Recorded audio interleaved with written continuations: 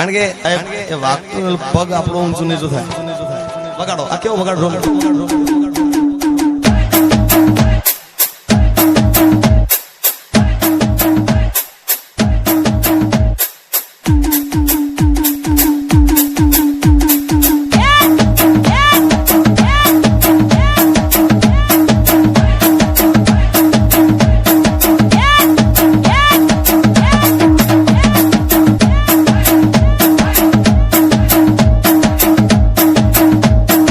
જે પાછળ નાચે છે એમને વિનંતી છે બધા નાચો પણ પોતાની જગ્યા પર કઈ આડાવડી કરતા નહીં.